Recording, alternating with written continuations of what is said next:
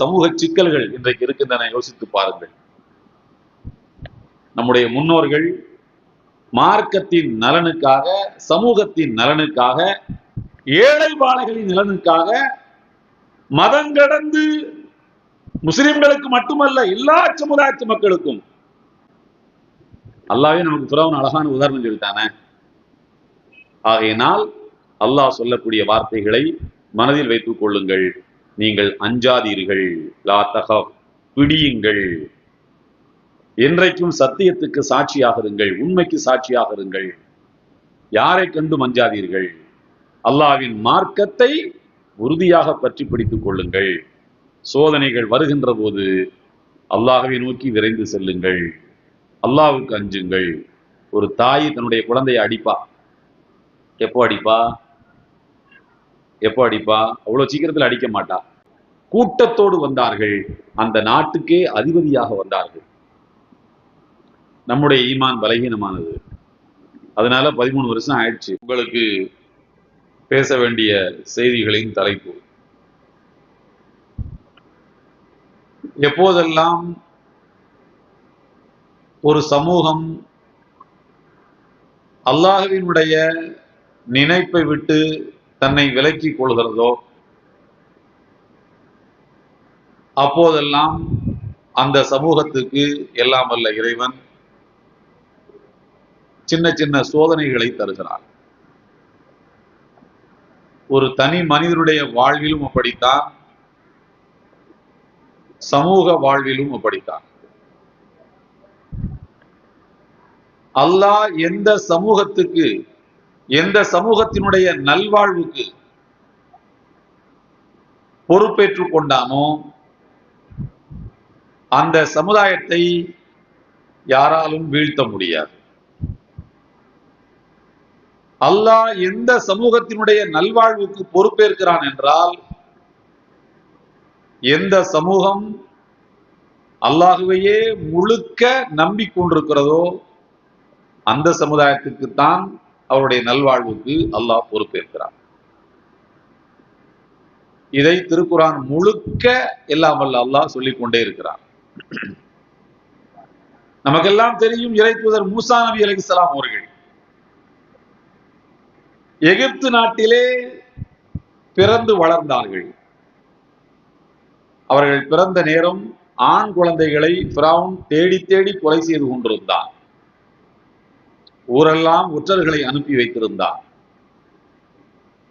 ஏன் ஆண் குழந்தைகள் மேல் அவனுக்கு கோபம் என்றால், அவனுடைய ஆட்சி அதிகாரத்துக்கு உட்பட்ட நிலத்துக்குள் பிறக்கக்கூடிய ஒரு ஆண் குழந்தையால் தன் ஆட்சிக்கு ஆபத்து என்று அவன் கண்ட கனவு ஒன்று சொன்னது.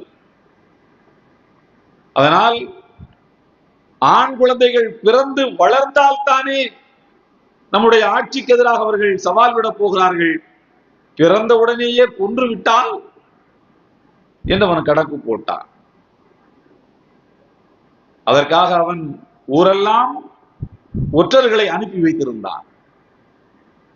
அந்த ஒற்றர்கள் எப்படி பயிற்றுவிக்கப்பட்டார்கள் என்றால், ஒரு வீட்டில இருந்து குழந்தை சத்தம் கேட்கிறது, அழுகுரல் கேட்கிறது என்றால், அந்த அழுகுரலை வைத்து அது ஆண் குழந்தையின் அழுகையா பெண் குழந்தையின் அழுகையா என்பதை கண்டுபிடிக்கக்கூடிய அளவுக்கு அந்த ஒற்றர்களுக்கு அவன் பயிற்சி வழங்கியிருந்தான்.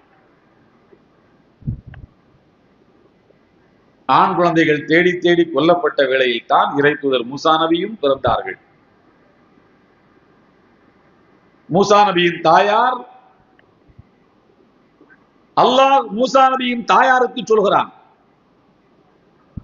வௌஹைனா இலா உம்மி மூசா அன் அர்திஈஹி ஃபைதா கிஃப்தி அலைஹி ஃபல்கீஹி ஃபில் யம்மி வலா தகாஃபி வலா தஹ்ஸனி இன்னா ராத்துஹு இலைக் வஜாஇலுஹு மினல் முர்ஸலீன்.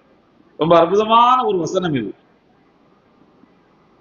மூசாவின் அம்மாவுக்கு நாம் சொன்னோம், தாயே நீங்கள் குழந்தை மூசாவுக்கு பாலூட்டுங்கள். மூசாவின் உயிருக்கு அச்சுறுத்தல் என்ற பயம் உங்களுக்கு எப்போது ஏற்படுகிறதோ அப்போது நைல் நதியில் அந்த குழந்தையை தூக்கி நீங்கள் போட்டு விடுங்கள். சும்மா இல்ல, ஒரு மரப்பெட்டியை தயாரித்து அந்த மரப்பெட்டிக்குள்ள தண்ணி வராம மெழுகு வச்சு அடைச்சு அது உள் மேல ஒரு துண்டு விரிச்சு அந்த குழந்தைய அதுக்கு மேல தூக்கி நைல் நதியில வச்சுட்டு நீங்க வந்துருங்க, மற்றதை நான் பாத்துக்கிறேன்னு சொல்லணும். அவ்வளவுதான். அதே போல அவங்க அம்மா செஞ்சாங்க. அல்லாஹ் சொல்லி காட்டுகிறான், பெண்களுடைய இயல்பு எப்படிப்பட்டது என்றால், தனக்கு வரக்கூடிய சோதனைகளை, வந்த சோதனைகளை 4 பேர்ட்ட சொன்னாதான் மனசு ஆறும். ஆம்பளை மாதிரி அமுக்கு முட்டை மாதிரி இருக்க மாட்டாங்க. ஆம்பளை வந்து அமுக்கு முட்டை, என்ன பிரச்சனை வந்தாலும் வெளியில சொல்ல மாட்டான், அப்படியே விறப்பா உட்காந்துருப்பான். பொம்பளைங்க அப்படி இல்லை. சாயங்கால நேரத்துல மகரிப் தொழுதுட்டு தோழிமாரோட உட்கார்ந்து அன்னைக்கு நடந்ததெல்லாம் சொன்னாதான், அன்னைக்கு வாங்கின ஆட்டுக்கறி வேகலைன்னா கூட அதையும் பக்கத்து வீட்டுல சொல்லணும், சீக்கிரம் வெந்துருச்சுன்னா கூட அதையும் சொல்லணும். அப்படி அப்படி அப்பதான் அந்த மனசு பாரம் குறையும். 2 நாள் தோழியை காணலன்னா மனசு 10 நாளைக்கு சேர்த்து பேசுவாங்க. அது அப்படித்தான் அல்லாஹ் படைச்சு வச்சிருக்கான். அல்லாஹ் சொல்கிறான், மூசாவினுடைய அம்மா தான் பெற்ற குழந்தையை மரப்பெட்டியிலே வைத்து நைல் நதியிலே தூக்கி வைத்து விட்டார்கள். சின்ன சின்ன பிரச்சனைகளையும் தோழிமார்களிடத்திலே பகிர்ந்து கொள்ளுகின்ற சுபாவம் உள்ள பெண்ணினத்தை சார்ந்த அந்த தாய் தன்னுடைய வாழ்வில் நடந்த இந்த சோக கதையை யாரிடத்திலும் சொல்லவே இல்லையாம். யாரிடத்திலும் சொல்லவே இல்லை. தன்னுடைய தோழியிடத்திலே சொல்லவில்லை, யாரிடத்திலும் சொல்லவில்லை. ஏன் அவர்கள் சொல்லவில்லை என்றால், அல்லாஹ் சொல்கிறான், வயின் காதத் லதுபதி பிஹி லௌலா அர்ரபத்னா அலா கல்பிஹா. மூசாவினுடைய அம்மாவின் இதயத்தை நாம் தான் கட்டி போட்டோம். லௌலா அர்ரபத்னா அலா கல்பிஹா, நாம் அந்த இதயத்தை கட்டி போடாவிட்டால் இன் காதத்துல துபுதிபிகி, வெளியிலே அவர்கள் சொல்லி இருப்பார்கள்.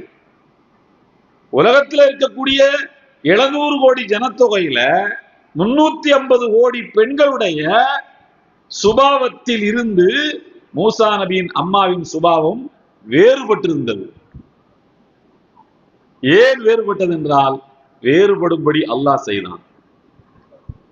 எதையுமே பேசி பேசி தீர்க்கக்கூடிய சுபாவம் பெண்ணின் சுபாவம் இல்லையா? மெட்ராஸுக்கு ஒரு கல்யாணத்துக்கு போறீங்க, நீங்க மட்டும் போறீங்க, வீட்டுல பாயம்மா வரல, பிள்ளைங்க யாரும் வரல, நீங்க மட்டும் போறீங்க.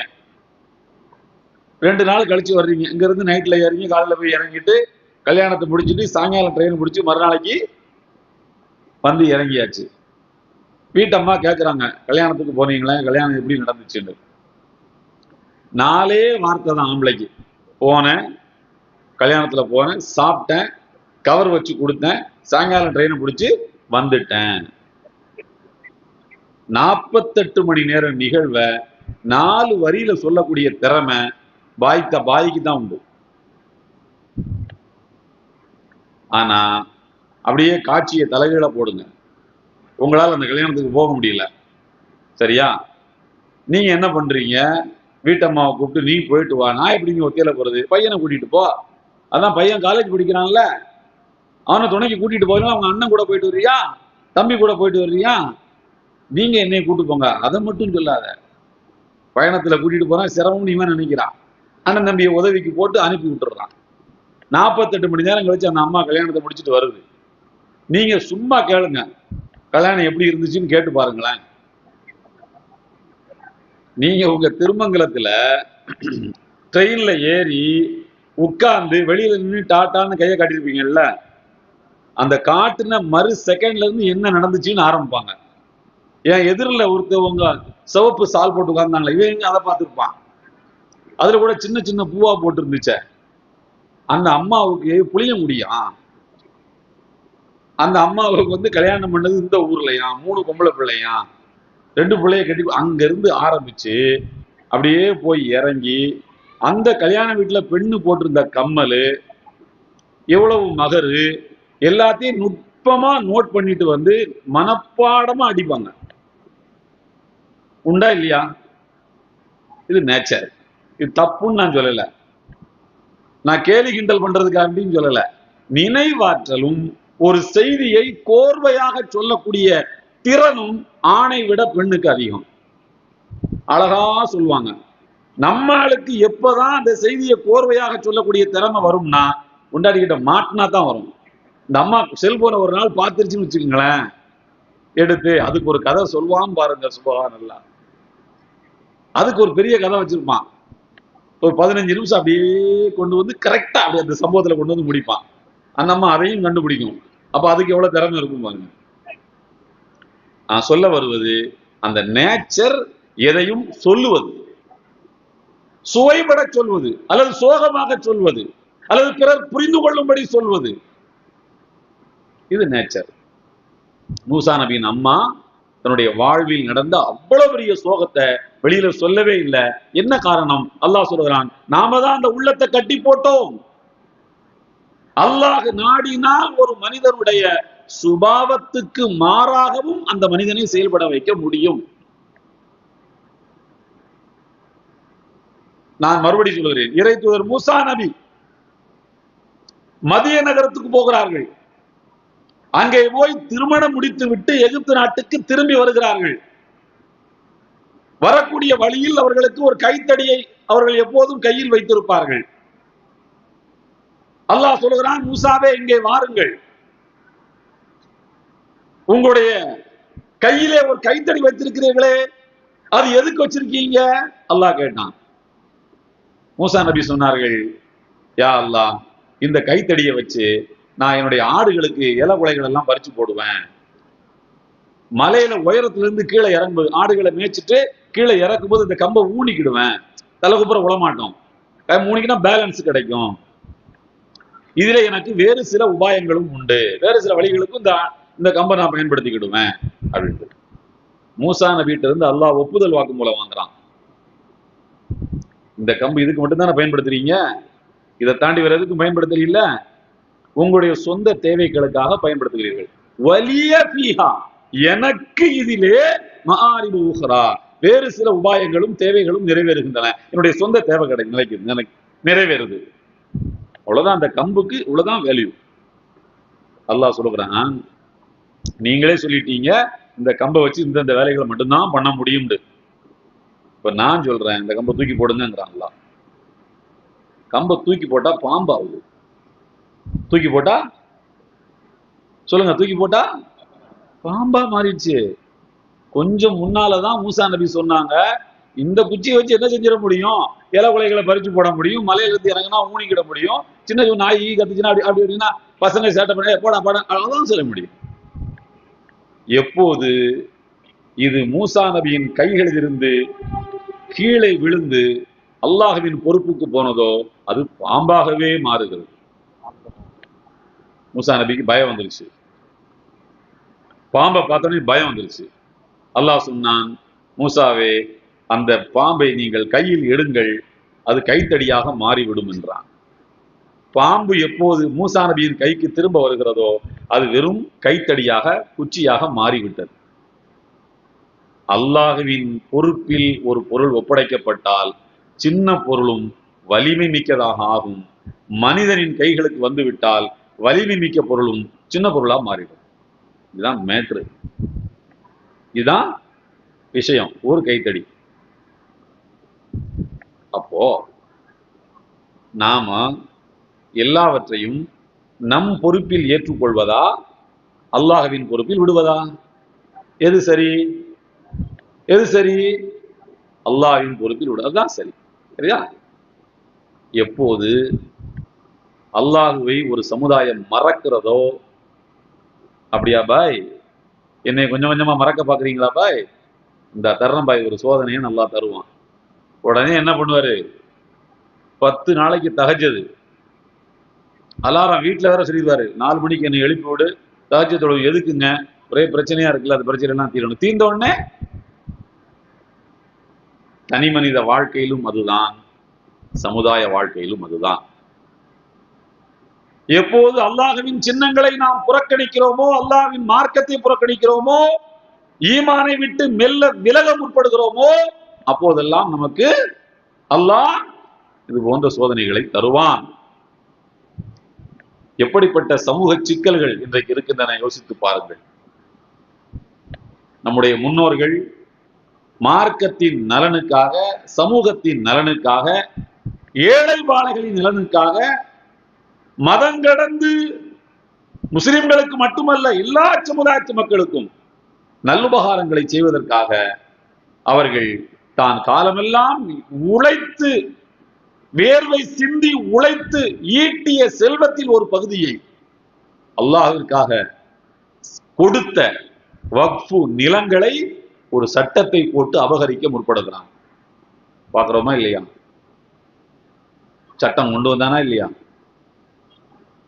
ஒரே இரவு 100 ஆண்டு காலம் 1000 ஆண்டு காலம் நம்முடைய முன்னோர்கள் தந்துவிட்டு போன வக்ஃபு நிலங்களை ஒரு சட்டத்தை போட்டு எடுப்பதற்கான முயற்சியை அரசாங்கம் செய்து கொண்டிருக்கிறது, ஒன்றிய அரசு செய்து கொண்டிருக்கிறது. பார்க்கிறோமா இல்லையா? அதுலயும் எப்படி தெரியுமா? நான் ஒரு ஒரு ஒரு ஆயத்தை இந்த இடத்துல சொல்லணும். அல்லாஹ் சொல்லுகிறான், யா அய்யுஹல்லதீன ஆமனுஸ்பிரு வஸாபிரு வராபிது வத்தகுல்லாஹ் லஅல்லக்கும் துஃப்லிஹூன். நீங்கள் வெற்றி பெற வேண்டுமானால் 4 பண்புகள் உங்களிடத்தில் இருக்க வேண்டும். 4 பண்புகள் எந்த சமுதாயத்திடம் இருக்கிறதோ அந்த சமுதாயத்துக்கு தோல்வி இல்லை, வெற்றிதான். முதலாவது சகிப்புத்தன்மை, நிலை உலையாமை. ஐயோ இப்படி நடந்து விட்டதே அலறக்கூடாது, புத்திசாலித்தனமாக யோசிக்க வேண்டும். இஸ்பிரு. இரண்டாவது சாபிரு. சாபிரு என்றால் முசாபரா. இந்த அரபு மொழி ஆலிம்கள் நிறைய இருக்கிறாங்க. முசாபரா என்று சொன்னால் போட்டி போட்டுக்கொண்டு பொறுமை காப்பது அர்த்தம். போட்டி போட்டுக்கொண்டு மன உறுதியை வெளிப்படுத்துவது, போட்டி போட்டுக்கொண்டு நிலை குறையாமல் இருப்பது. முசாபரா என்று சொன்னால் முனாகஹா, நிக்காஹ், ஜிஹாது, கிதாலு, இந்த வாய்ப்பாட்டில் வரக்கூடிய சொற்களுக்கு 2 பேர் வேணும் குறைஞ்சபட்சம். நிக்காக தனியா பண்ண முடியுமா? ஆண் வேணும், பெண்ணு வேணும். சண்டை தனியா போட முடியுமா? ஒரு எதிரி வேணும், இவன் வேணும், சண்டை. இந்த வாய்ப்பாட்டில் வரக்கூடியவைகளுக்கு 2 பேர் வேணும். அந்த மாதிரி முசாபரா என்பது 2 பேர். ஒரு எதிரி அவனும் தன்னுடைய கொள்கையில் உறுதியா இருப்பான், ஒரு மூமின் இவனும் தன் கொள்கையில உறுதியா இருக்கணும். அவனுடைய உறுதியை விட இவனுடைய உறுதி உயர்ந்ததா இருக்கணும். எதிரி உங்களை வீழ்த்துவதற்கு திட்டங்களை போட்டுக்கொண்டே இருப்பான், வீழ்த்தவே முடியாது உங்களை, ஆனாலும் தொடர்ந்து செய்வான். நீங்கள் அவனை விட உங்கள் கொள்கையில் அவனுடைய கொள்கையில் உறுதியாக இருப்பதை விட கூடுதல் உறுதியாக நீங்கள் இருக்க வேண்டும். இதான் முசாபரா 2. மூன்றாவது ராபித்து. அல்லாஹ்வின் நினைப்போடு உங்களை பிணைத்துக் கொள்ளுங்கள். எந்த நேரமும் அல்லாஹ்வின் நினைப்போடு உங்களை பிணைத்துக் கொள்ளுங்கள். 4வது வத்தகுல்லாஹ். அல்லாஹ்வுக்கு அஞ்சிக் கொள்ளுங்கள். இந்த 4 பண்பும் இருந்தால் லஅல்லக்கும் துஃப்லிஹூன், நீங்கள் வெற்றி பெறுவீர்கள். இன்றைக்கு நம்முடைய வக்ஃபு சொத்துக்களை அபகரிக்க வேண்டும் என்று நினைக்கக்கூடிய நம்முடைய கொள்கை எதிரிகள் எவ்வளவு உறுதியாக இருக்கிறார்கள் தெரியுமா? உங்களுக்கு நான் சொல்லட்டா? வக்ஃபு திருத்த சட்டம் வருது, ஏப்ரல்ல வந்துச்சா? எத்தனாம் தேதி தெரியுமா? 2ஆம் தேதிக்கு பாராளுமன்றத்தில் விவாதம் ஆரம்பிக்குது. இந்த வக்ஃபு திருத்த சட்டத்தை நாங்க கொண்டு வர போறோம். 2ஆம் தேதி ஆரம்பிச்ச விவாதம் முடிஞ்சது நள்ளிரவு ராத்திரி 2 மணிக்கு, அதாவது 3ஆம் தேதி அதிகாலை. நம்ம 3 மணிக்கு நம்மளாம் என்ன செஞ்சுக்கிட்டு இருப்போம்? தூங்கிட்டு இருப்போம். 12 மணிக்கு என்ன செய்வோம்? இல்ல அஜிராத், நாங்கள்லாம் செல்போன் தான் பார்த்துக்கிட்டு இருப்போம். இளைஞர்கள் எல்லாம் செல்போன் தான் பார்த்துக்கிட்டு இருக்கான். நாமெல்லாம் உறங்கி கொண்டிருந்த வேளையில் நம்முடைய வக்ஃபு சொத்துக்களை அபகரிப்பதற்கு சட்டம் கொண்டு வந்தார்கள். மறுநாள் பகல் பொழுதிலே 3ஆம் தேதி பகல் பொழுதில் ராஜ்யசபாவில் இதே சட்டத்தை அமல்படுத்துகிறார்கள், அறிமுகப்படுத்துகிறார்கள். 4ஆம் தேதி அதிகாலை 3 மணிக்கு அங்கே சட்டம் நிறைவேறுகிறது. திரிணாமுல் காங்கிரஸ் எம்பி கோகலேன்னு ஒருத்தர், அவர் சொல்றாரு, இந்த சட்டத்தை கொண்டு வரும்போது திரும்ப திரும்ப ஆளுங்கட்சியை சார்ந்தவர்கள், பிஜேபியை சார்ந்தவர்கள் திரும்ப திரும்ப சொல்லிக் கொண்டே இருந்தார்களாம், முஸ்லிம்களின் நன்மைக்காகத்தான் இந்த சட்டங்களை நாங்கள் கொண்டு வருகிறோம் என்று. அதாவது நம்முடைய முன்னோர்கள்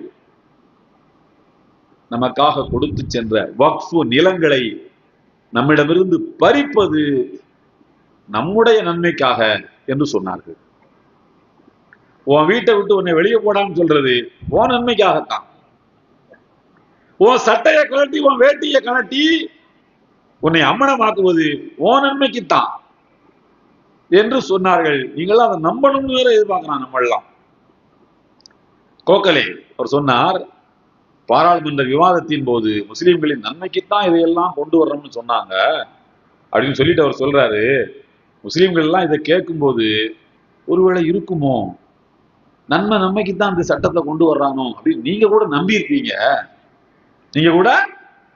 இருப்பீங்க.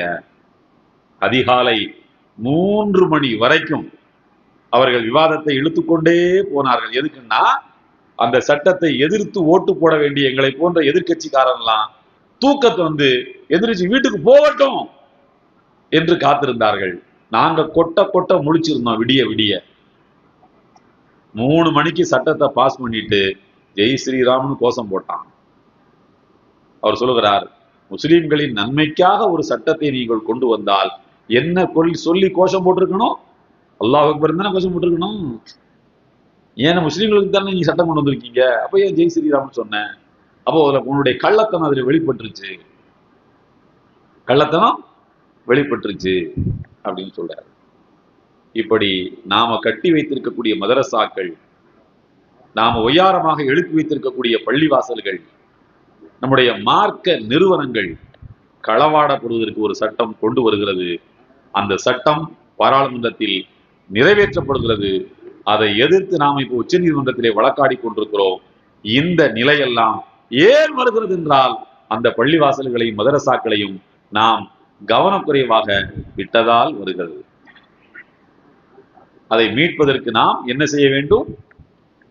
பழைய கவனக்குறைவை தூக்கி போட்டுவிட்டு நாம முசாபரா, நம்முடைய எதிரியை விட அவன் அவனுடைய கொள்கையிலே உறுதியாக இருப்பதை விட நாம் நம்முடைய கொள்கையிலே உறுதியாக இருந்து அதை இன்ஷா அல்லாஹ் மீட்டெடுக்க வேண்டும். மீட்டெடுக்கலாமா?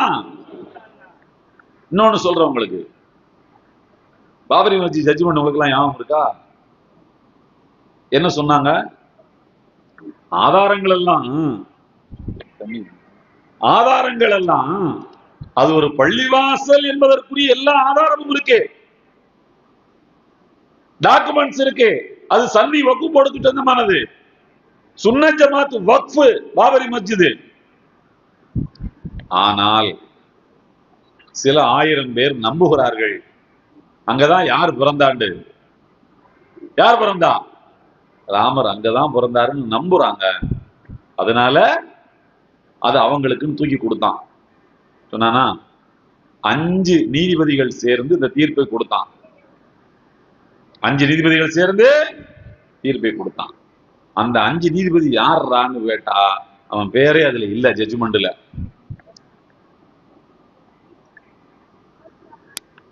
அவங்களுடைய பேரே ஜட்ஜ்மெண்ட்ல இல்ல. இன்னொரு 50 வருடம் கழித்து இந்த தீர்ப்பை யார் எழுதுனதுன்னு கேட்டா நம்ம பேர்லாம் வந்துடக்கூடாது அப்படின்னு பயந்துன்னா இவ்வளவு அக்கிரமமான ஒரு தீர்ப்பை கொடுத்துருக்கிறானு வரலாற்றில் வரக்கூடிய மனிதர்கள் நம்மை திட்டக்கூடாதுன்னு பயந்துகிட்டு தான் பேரையே சொல்லல ஜட்ஜு. ஆனா ஒருத்தர் வாங்கடா வண்டியில ஏறினாரு, நான் தான் அந்த தீர்ப்பை கொடுத்தேன்னு ஒருத்தர் வந்தாரு. அவர் பேரு சந்திரசூடு. அவர் என்ன சொன்னார்னா, நான் 3 நாட்களாக நான் வணங்கக்கூடிய தெய்வத்துக்கு முன்னால் உட்கார்ந்து தியானம் பண்ணேன். இந்த வழக்குல எப்படா தீர்ப்பு சொல்றதுண்டு. அதாவது என்னவா, ஆதாரங்களை பார்க்கலையாம், டாக்குமெண்ட்ஸை பார்க்கலையாம், எங்கதான் போய் உட்கார்ந்தாராம்? வணங்கக்கூடிய தெய்வத்துக்கு முன்னால உட்கார்ந்தாராம். ஆதாரத்தை பார்த்தாலே தெரிஞ்சிருக்கும் அது யாருக்கு சொந்தம்னு. ஆனா அது யாருக்கு சொந்தமோ அவங்களுக்கு கொடுக்கறதுக்கு இவருக்கு மனசு இல்லை. அதனால என்ன பண்றாரு, நான் வணங்கக்கூடிய தெய்வத்துக்கு முன்னால உட்கார்ந்தேன், அந்த தெய்வம் தான் நான் இந்த மாதிரி ஜட்ஜ்மெண்ட்டை கொடுக்கணும்னு எனக்கு சொல்லுச்சுன்னு சொன்னான் பாருங்க. ஒரு தீர்ப்பு, ஒரு கருத்து. தெய்வம் தான் இப்படி சொல்லிச்சுன்னா அப்போ அதுல இருந்து என்ன அவன் சொல்லிட்டான்னா நான் தான் அதை எழுதணும்னு சொல்லிட்டான். அதானா ஜட்ஜ்மெண்ட்டுக்கு கீழே அவன் பேர் இல்ல.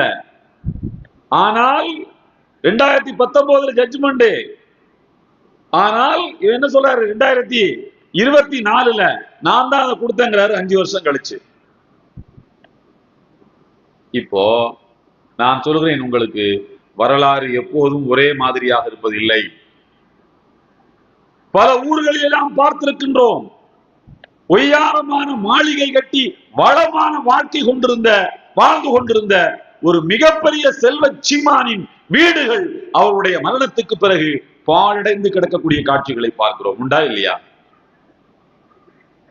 ஒரு காலத்தில் வீதிகளிலே வந்து மக்களிடத்திலே கையேந்தி பிழைத்து வாழ்ந்து கொண்டிருந்த மக்களின் வாரிசுகள் கடினமாக உழைத்து மிக பெரும் மாளிகைகளை கட்டக்கூடிய காட்சிகளையும் பார்க்கிறோம். உண்டா இல்லையா?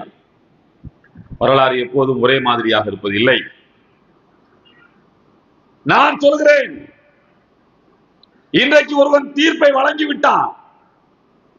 சட்டத்தின் அடிப்படையில் பார்த்தால் அது முஸ்லிம்களுக்கு சொந்தம் என்று சொல்லியிருக்க வேண்டியவன் நம்பிக்கையின் அடிப்படையிலே அது முஸ்லிம்களுக்கு சொந்தம் இல்லை என்ற தீர்ப்பை வழங்கிவிட்டான். பின்னால் ஒரு காலம் வரும், அப்போது ஒருத்தன் புதுசா புறப்பட்டு வருவான். நம்மால் ஒருத்தன் வருவான், வந்து ஒரு 100 வருஷம் கழிச்சோ 50 வருஷம் கழிச்சோ 60 வருஷம் கழிச்சோ ஒருத்தன் வருவான். எட்ரா அந்த ஜட்ஜ்மெண்ட் சொல்லுவான். ஜட்ஜ்மெண்ட் ரிவைஸ் பண்ணி மறுபடி படி, எந்த ஆதாரத்தின் அடிப்படையில் அங்கே இந்த கட்டடம் எழுப்பப்பட்டிருக்கிறது என்று பார் என்று சொல்லுவான். ஆதாரங்கள் எல்லாம் இந்த நிலம் பள்ளிவாசலாக இருந்தது, பட்டப்பகலிலே வன்முறை கும்பலால் இடித்து தகர்க்கப்பட்டது என்கிற காட்சி என்கிற வரலாறு அவனுக்கு சொல்லப்படும்.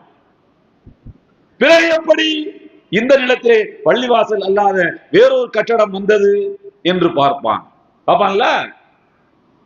ஜட்ஜ்மெண்ட் ரிவைஸ் பண்ணியான்னு சொல்லுவான். அவன் வந்து 50 வருஷம் கழிச்சோ 60 வருஷம் கழிச்சோ நம்மள ஒருத்தன் புறப்பட்டு வந்து அந்த ஜட்ஜ்மெண்ட் ரிவைஸ் பண்ணுவான். மறுபடியும் அந்த இடத்திலே தொழுகை நடக்கும் இன்ஷா அல்லாஹ். வரலாற்றிலே நான் கற்பனையாக சொல்லவில்லை, இதற்கு வரலாற்றிலே நிறைய சான்றுகள் உண்டு. துருக்கியிலே 1924 ஒரு பள்ளிவாசல் லைப்ரரியாக மாற்றப்பட்டது. ஆயா சோபியா பள்ளிவாசல்னு பேரு. இளைஞர்கள் இருந்தா கூகுள்ல போய் செக் பண்ணி பாருங்க, ஆயா சோபியா மஸ்ஜித்னு போடுங்க, தகவல் வரும் உங்களுக்கு. நான் அந்த நெடிய வரலாற்றை உங்களுக்கு சொல்ல விரும்பவில்லை. 2022 மீண்டும் அது பள்ளிவாசலாக ஆக்கப்பட்டது. எத்தனை வருஷம்? 98 வருஷம் கழிச்சு. அதே மாதிரி இங்கே 2019 நம்முடைய நிலம் அபகரிக்கப்பட்டது என்றால் 2000 அல்லது 2000 ஏதோ ஒண்ணுல 2119 ஒருத்தன் வருவான், அதிலே பள்ளிவாசலை கட்டுவான். என்னை கேட்டால் அங்கே பள்ளிவாசலை புதுசா கட்டணும்லாம் தேவையில்லை. அங்க இருக்கக்கூடிய பொருட்களை தூக்கி போட்டுட்டு அதே கட்டடத்தை தொழுதுக்க வேண்டியதான். ஏன் நான் எதை வச்சு சொல்றேன்னா, ரசூலுல்லாஹி ஸல்லல்லாஹு அலைஹி வஸல்லம் அவர்கள் ஹிஜ்ரி 8வது ஆண்டு மதீனாவில் இருந்து மக்காவுக்கு மீண்டும் வருகின்ற போது காபத்துல்லாவிலே என்ன இருந்தது?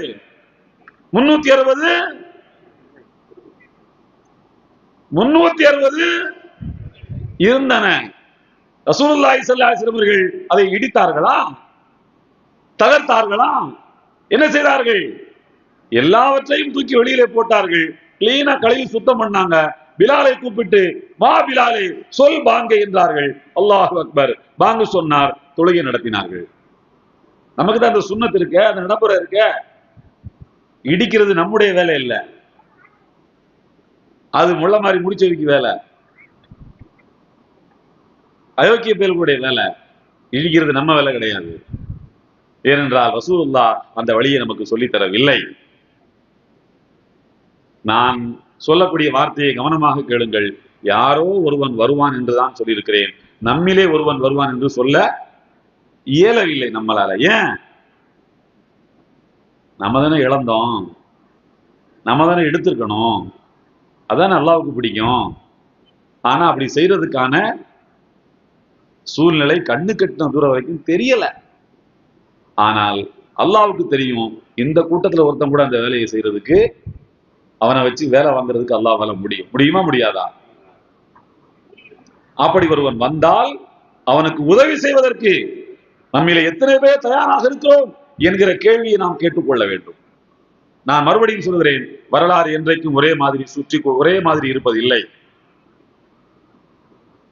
சக்கரத்தினுடைய மேலே இருக்கக்கூடிய அதே பகுதி ஒரு சில வினாடிகளில் கீழே வரும், கீழே போன அதே பகுதி மேலே வரும். அடக்கி ஒடுக்கப்பட்ட மக்கள் எப்போதும் ஒரே மாதிரி இருப்பதில்லை. ஃபிரௌனிடத்திலே 100 ஆண்டு காலத்துக்கு அடிமைப்பட்டு கிடந்த இஸ்ரவேல் சமுதாயத்து மக்கள் அந்த ஃபிரௌன் மூழ்கக்கூடிய காட்சியை பார்த்து விட்டுத்தான் எகிப்து நாட்டை விட்டு வெளியிலே போனார்கள். உண்டா இல்லையா? ஃபிரௌன் செங்கடலிலே மூழ்கடிக்கப்படுகிற காட்சியை பார்த்து விட்டுத்தான் போனார்கள்.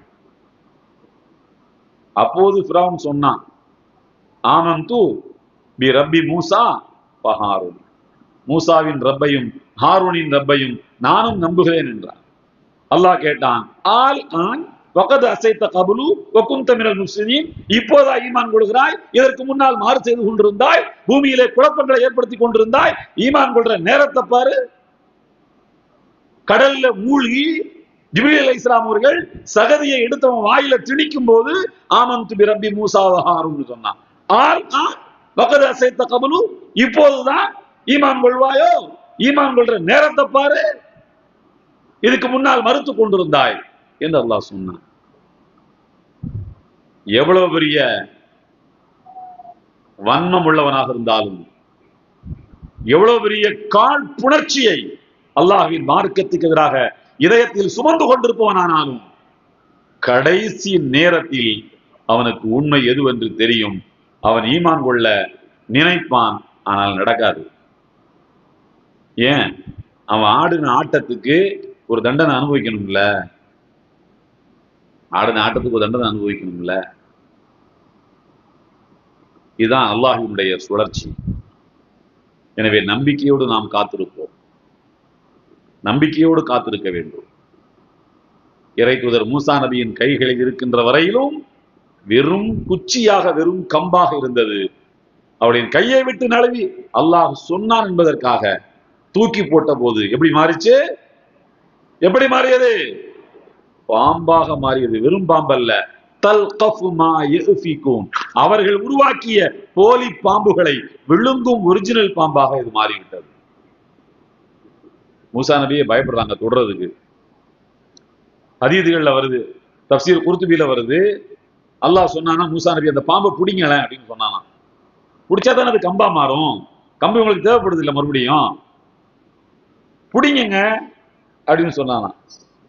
குதுஹா வலா தகஃப் சனுஈதுஹா சீரத்தஹல் ஊலா, பிடியுங்கள் பழைய தோற்றத்துக்கு. பழைய தோற்றம் என்னது? கம்பு. பழைய கம்பின் தோற்றத்துக்கு அதை நாம் மாற்ற போகிறோம், பிடியுங்கள், பயப்படாதீர்கள் சொன்னானா அல்லாஹ். மூசா நபி என்ன செஞ்சாங்க தெரியுமா? இந்த பாம்பை பிடிக்கிறதுக்கு பயந்துகிட்டு தோல்ல போட்டு துண்டு எடுத்து கையில நல்லா சுத்திக்கிட்டாங்களாம். கையில நல்லா சுத்திக்கிட்டு அப்படி பிடிச்சாங்களாம், பயந்து பயந்து. பிடிச்ச உடனே கம்பா மாறிடுச்சு. அன்புக்குரியவர்களே, நாமெல்லாம் பாம்புகளை பிடிப்பதற்கு பயந்து கொண்டிருக்கிறோம். அல்லாஹ் சொல்கிறான், பிடியுங்கள், அஞ்சாதீர்கள், அது வெறும் கம்பு, தோற்றத்துலதான் பாம்பு. 15 லட்சம் ரூபாய்க்கு கோட்டு தச்சு போட்டுக்கிட்டு 56 இன்ச்சு எனக்கு இருக்குன்னு சொல்லிக்கிட்டு வீர வீரமா சுத்திக்கிட்டு இருக்கு. பார்க்கிறதுக்கு தான் அது என்னது? அது தைரியமா சொல்லுங்களேன், நான் தானே சொல்றேன். பார்க்கிறதுக்கு தான் என்னது அது? நம்ம கிட்ட போய் பிடிச்சிட்டோம்னா வெறும் கம்பு, ஒண்ணுக்கு இல்லாத கம்பு. மரம், அதாவது வந்துங்க முட்டா பையில அந்த காலத்துல என்ன சொல்லுவாங்க? மரம் மாதிரி நிக்கிறியடா அப்படிம்பாங்க. மரம் மாதிரி நிக்கிறியடா. வெறும் குச்சி, வெறும் கம்பு, ஒண்ணுமே செய்ய முடியாது. மூசா நபியின் கம்பை வச்சாவது ஆடு மாடுகளுக்கு இலதலை பறிச்சு போடலாம். இந்த மரக்குச்சியை வச்சு ஒரு வேலையும் பண்ண முடியாது. ஒரு குப்பை, அது குப்பை கூடம். அல்லாஹ் வரலாற்றின் குப்பை மேட்டில் யாரை எப்போது தூக்கி எறிவான் என்று நமக்கு தெரியாது. நான் தான் பெரிய கடவுள்னு சொன்னான். இப்ப நம்ம மாப்பிள்ளை சொல்லிக்கிட்டு இருக்கிறாரு, எனக்கு பயாலஜிக்கல் பெர்த் கிடையாது சொன்னார்ல.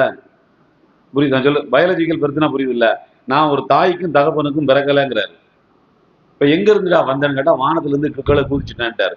பிறவன் சொன்ன அதே மாதிரிதான் சொல்லிட்டு இருக்காரு. பிறவன் சொன்னதை தான் எல்லா சர்வாதிகாரிகளும் நல்லா பேசுவாங்களாம். இவர் இருக்கார் ஹிட்லரு, நல்ல பேச்சாளர் தெரியுமில்ல, பேசியே மக்களை அட்ராக்ட் பண்ணுவார். பிறவனும் அப்படித்தான். மூசா நபி லேசா தவங்கி பேசுவாங்க, சப்ஜெக்டை கரெக்டா சொல்லிடுவாங்க. நாவல் அவங்க முடிச்சு இருந்தது அவங்களுக்கு. பிறவன் சொன்னானா, அம் அன கைரும் மின் ஹாதா அல்லதி ஹுவ மஹீன் வலா யகாது யுபீன். நான் சிறந்தவனா மூசா சிறந்தவரா? நான் சிறந்தவன் இல்லையா? மின்ஹாதா, இவரை விட நான் தானே சிறந்தவன். அல்லதி ஹுவ மஹீன், அவர் தாழ்ந்த குலத்தில் பிறந்தவர், நான் தான் உயர்ந்த குலம். இஸ்ரவேல் குலம் தாழ்ந்த குலம், அவர் தாழ்ந்த குலத்தில் பிறந்தவர், நான் தான் உயர்ந்தவன். வலா யகாது யுபீன், அவரால் என்னை போல் தெளிவாக பேச தெரியாது. அவருக்கு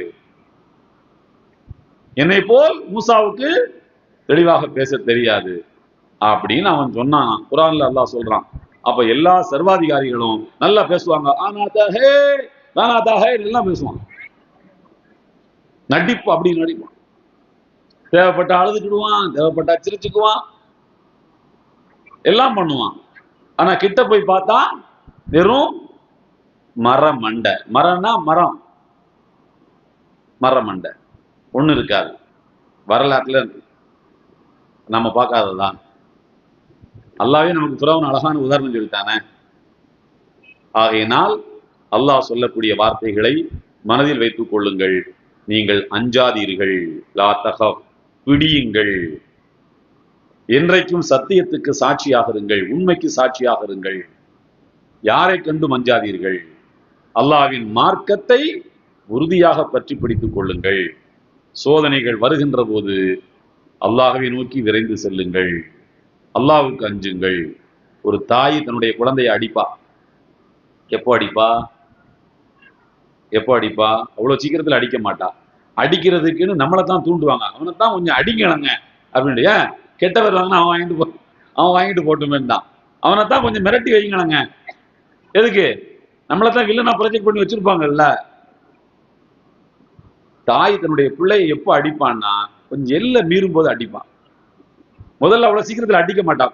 ஒரு கிள்ளி விடுவாங்க, லேசா ஒரு தட்டு, மிரட்டி பார்ப்பாங்க. ஒண்ணும் முடியலையா ஒரு நாளைக்கு கம்பு எடுத்துருவான். தாய் அடித்தால் குழந்தை என்ன செய்யும் என்றால் மறுபடியும் தாய் காலத்தான் பிடிக்கும். என்ன அடிக்காதம்மான்னு தாய் காலத்தான் பிடிக்கும். அதே போல அல்லாஹும் நம்மை கொஞ்ச காலம் அடிப்பான். ஏன் அடிப்பான்? நம்ம சேட்டை பண்றதுனால அடிப்பான். எப்படி குழந்தை சேட்டை பண்ணும்போது தாய் அடிப்பாளோ, அதே மாதிரி தாயை விட கோடி மடங்கு அன்புள்ள ரப்புல் ஆலமீன் அல்லாஹ் ஒரு சமுதாயத்தை அடிப்பான். எப்போ அடிப்பான்? சேட்டை பண்ணும்போது அடிப்பான். நாம என்ன செய்யணும்? அந்த குழந்தை எப்படி தாயின் காலையே பிடிக்குமோ அதுபோல அல்லாஹ்வை நோக்கி நாம் என்ன செய்ய வேண்டும்? விரைந்து செல்ல வேண்டும். அல்லாஹ்வின் தர்பாரையே நாம் கட்டி பிடித்துக் கொள்ள வேண்டும். இறைவா, உன்னை தவிர இந்த சிக்கல்களையும் இந்த முசீபத்துகளையும் நீக்கக்கூடிய ஆற்றல் வேறு எவனுக்கும் இல்லை. வேறு யாருக்கும் நாங்கள் அஞ்சவும் இல்லை. வேறு யாரிடத்திலும் போய் நாங்கள் உதவி கேட்கவும் இல்லை. யா அல்லாஹ், உன் மார்க்கத்தை நிலைநாட்ட, உன்னுடைய கொள்கையை இந்த மண்ணில் நிலைநாட்ட, அந்த கொள்கைக்கு, அந்த தத்துவத்துக்கு, அந்த மார்க்கத்துக்கு வந்திருக்கக்கூடிய ஆபத்துக்களை விலக்க நாங்கள் எங்களால் என்ற உழைப்புகளை தருகின்றோம். இறைவா, நீ எங்களை ஏற்றுக்கொள், எங்கள் பிழைகளை மன்னித்துக்கொள் என்று ரப்புல் ஆலமீன் அல்லாஹ்விடத்தில் நாம் கையேந்தி கேட்போமானால் நிச்சயம் அல்லாஹ் நம் மீது இறக்கப்படுவான். அடித்தது போதும், வதைத்தது போதும். இவ்வளவு துன்புறுத்தல்களுக்கு மத்தியில் இந்த மக்கள் எல்லா சோதனைகளையும் தாங்கிக் கொண்டார்கள். ஈமானை விட்டு விடவில்லையே. ஈமான விடலையே. நீங்க ஒரு நிமிஷம் நினைச்சு பாருங்க, இவன் எத்தனை பேரை இஸ்லாத்துல இருந்து மாத்தி இருக்க முடியும் நினைச்சு பாருங்க. 13 ஆண்டு கால கொடுங்கோல ஆட்சியில் இந்தியாவில் நம்மளை எத்தனை பேரை மாத்திருப்பான்? ஒண்ணும் கிடையாது. திரும்பி பார்த்தோம்னா நாமளா தான் இருப்போம், அவனா தான் இருப்பான். ஆனா காலங்கள் மாறும், காட்சிகள் மாறும், வரலாற்றின் குப்பை மேடுகளுக்கு தூக்கி வீசப்படுவார்கள். நம்முடைய வக்ஃபு நிலங்களை நாம் மீட்போம் இன்ஷா அல்லாஹ். நம்முடைய ஷரியத்தை நாம் இருந்து காப்பாற்றி விட்டுத்தான் அல்லாஹ்விடம் போய் சேருவோம்.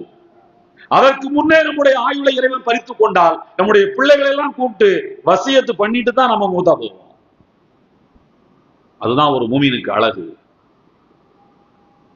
எனவே அந்த ஈமானின் உறுதி நமக்கு இருக்குமானால் நிச்சயம் அல்லாஹ் நம்மை என்ன செய்வான், வெற்றி பெறச் செய்வான். கடைசியாக ஒரு செய்தி உங்களுக்கு நான் சொல்கிறேன்.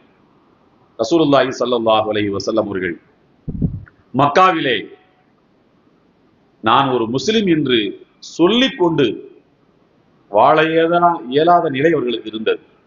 அப்படித்தானா? ஹிஜ்ரத்துக்கு போகும்போது ராவோட ராவத்தான் போனாங்க. அப்படித்தானா? அதுலயும் மதீனாவுக்கு நேரடியா இப்படி போனா தரையில பதிந்திருக்கக்கூடிய கால் தடங்களை வைத்து, பாலைவனத்து மண்ணு, கால் தடங்களை வைத்து எதிரிகள் கண்டுபிடித்து விடுவார்கள். அதற்காக இந்த பக்கமா போனாங்க. மக்கால உள்ளவன் எந்த அளவுக்கு உஷார் தெரியுமா? அவன் கால் தடங்கள் பாலைவனத்தினுடைய மணலில் பதிந்திருக்கக்கூடிய காட்சியை பார்த்தால் எத்தனை மணி நேரத்துக்கு முன்னாக இங்கே மனிதர்கள் நடந்து போயிருக்கிறார்கள்னு கால் தடத்தை வச்சு கண்டுபிடிச்சிருவான். காத்தடிக்கிற வேகம், அந்த மணலை கொண்டு வந்து அந்த பள்ளத்துல அது போடுறது, இதெல்லாம் வச்சு சொல்லிடுவான் எத்தனை மணி நேரத்துக்கு முன்னால போனாங்கன்னு. இன்னொன்னு சொல்றேன் உங்களுக்கு, இந்த கால் தடங்களை வைத்து அந்த கால் தடங்களின் சொந்தக்காரருக்கு வயசு எத்தனைன்னு கண்டுபிடிச்சிருவான். அவர் குண்டா ஒல்லியான்னு கண்டுபிடிச்சிருவான். அதை நாம கூட கண்டுபிடிப்போம். அவ்வளவு பெரிய புத்திசாலிகள் இருந்தான் மக்காவுல. ரசூலுல்லாஹி ஸல்லல்லாஹு அலைஹி வஸல்லம் அத்தனை பேரை ஏமாத்திட்டு தான் இந்த கொள்கையை காப்பாற்றுவதற்காக மதீனாவுக்கு புறப்பட்டு போனார்கள். ஆப்போசிட் டைரக்ஷன்ல போனாங்க. இங்க போயிட்டு தௌரு குகையில 3 நாள் இருந்துட்டு அவனெல்லாம் தேடி களைச்சு ஓஞ்சு போனதுக்கு அப்புறமாங்க அப்படி புறப்பட்டு போனாங்க. யாரா இருந்தாலும், இவ்வளவு பெரிய வீம்பு விராப்புள்ளவனா இருந்தாலும் 3 நாளைக்கு தான் வீம்பு விராப்பெல்லாம். மனைவிட்ட சண்டை போட்டு பாருங்களேன், 3 நாள் தான் சண்டை போட்டு பாருங்கன்னு நான் சொல்றது. சண்டை போடுங்கன்னு தூண்டலை. என்னடா மெட்ராஸ்ல இருந்து வம்பு எடுத்துட்டு வந்து போறாங்கன்னு நினைக்காது. சண்டை போட்டா 3 நாளைக்கு தான். அதான் மனைவி கேட்டாலாம், என்கிட்ட சண்டை போட்டீங்க, என்னத்தை கண்டீங்க, என்னத்தை ஒண்ணும் நடந்தில்லை, அப்புறம் எப்ப சண்டை போட்டு என்னத்தை பண்ண போறீங்க, பேசி தொலைச்சிட்டு போயாது, நம்ம ஒண்ணும் சாதிக்க முடியாது. சாதிச்சாலும் 3 நாளைக்கு தான். அப்படியே தானா அந்த உற்சாகம் எல்லாம் குறைஞ்சு பழகிருப்பாங்க. அந்த மாதிரி 3 நாள் கழிச்சு ரசூலுல்லாஹ் உற்சாகம் குறைஞ்சோன்னு மதீனாவுக்கு போனாங்க. மிகச்சரியாக 8 வருடங்கள் கழித்து அதே மக்காவுக்கு திரும்பி வந்தார்கள். திரும்பி வருகின்ற போது 10,000 சஹாபாக்கள், 10,000 சஹாபாக்களையும் 4 எல்லைகள் வழியாகவும் மக்காவுக்குள் வர சொன்னார்கள். மக்காவை விட்டு வெளியிலே போகும்போது பதுங்கி பதுங்கி போனார்கள். திரும்ப மக்காவுக்குள் 8 வருடம் கழித்து வருகின்ற போது பெரும் கூட்டத்தோடு வந்தார்கள். அந்த நாட்டுக்கே அதிபதியாக வந்தார்கள். நம்முடைய ஈமான் பலகீனமானது. அதனால 13 வருஷம் ஆயிடுச்சு. ஆயிடுச்சா? 2014, இப்ப எத்தனைங்க? 12 வருஷமா? கணக்கு நல்லா சொல்லுங்க. 14ல மாப்பிள்ளை வந்தாரு, 14 சேர்த்துக்கிடுங்க. 14 மே மாசம் வந்தாருன்னு நினைக்கிறேன். இப்போ 25, கரெக்டா 12 வருஷம், 12 வருஷம் முடிஞ்சு 13 வருஷம் ஆரம்பிச்சிருக்கு. நம்முடைய ஈமான் பலகீனமானது. அநேகமா மாப்பிள்ளை செப்டம்பர்ல காலி ஆயிடுவாருன்னு சொல்றாங்க. காலி ஆயிடுவாருன்னா பதவி விட்டு போயிடுவாரு அப்படின்னு சொல்றாங்க. வேற எவனும் ஒருத்தான் வரப்போறான். அவரு 20 லட்சம் ரூபாய்க்கு ஓட்டு போட போறாரா அல்லது 50 லட்சம் ரூபாய்க்கு ஓட்டு போட போறாரான்னு தெரியல. எதுவாக இருந்தாலும் வரலாற்றின் குப்பை மேட்டுக்குள் தூக்கி வீசப்படுவார்கள். மீண்டும் இன்ஷா அல்லாஹ் நாம என்ன செய்வோம்? இங்கே அதிகாரத்துக்கு வருவோம். அப்போது நாம் சாதி மத வேறுபாடின்றி எல்லா மக்களுக்கும் நியாயம் செலுத்தக்கூடிய மக்களாக நாம் இருக்க வேண்டும். அதற்கேற்ற அறிவையும் ஞானத்தையும் நாம் தயார்படுத்திக் கொள்ள வேண்டும். ஏனென்றால் ரசூலுல்லாஹி ஸல்லல்லாஹு அலைஹி வஸல்லம் அவர்கள் திரும்ப மக்காவுக்கு வந்து இஸ்லாமிய அரசை அமைத்த போது அங்கே மதத்தின் பெயரால் பாகுபாடு பார்க்கவில்லை. அனைவரையும் மன்னித்தார்கள். இன்னைக்கு வரைக்கும் அரபு நாட்டில் கிறிஸ்தவர்கள் இருக்கிறார்கள். இருக்காங்கல்ல, சவுதியிலே 1% கிறிஸ்தவர்கள் இருக்கிறார்கள். ஏன் அழிச்சாங்களா? அவங்கள துன்புறுத்தினாங்களா? இல்ல. அதுதான் அல்லாஹ்வின் மார்க்கம், ஒரு கொள்கை பெருந்தன்மை. அந்த கொள்கை பெருந்தன்மையை இதயத்திலே ஏந்தி இன்ஷா அல்லாஹ் மீண்டும் நாம் இந்தியாவில் ஆட்சியாளர்களாக வருவோம். அதற்கேற்ற அறிவையும் ஞானத்தையும் நாம் நமக்குள் உருவாக்கி கொள்ள வேண்டும். எல்லாம் வல்ல அல்லாஹு தஆலா நம்முடைய இந்த தூய லட்சியத்துக்கு அவன் துணை நிற்க வேண்டும் என்று துஆ செய்து நிறைவு செய்கிறேன். வாஹிரு தஅவானா அல்ஹம்துலில்லாஹி ரப்பில் ஆலமீன். அஸ்ஸலாமு அலைக்கும் வரஹ்மத்துல்லாஹி வபரகாத்துஹு.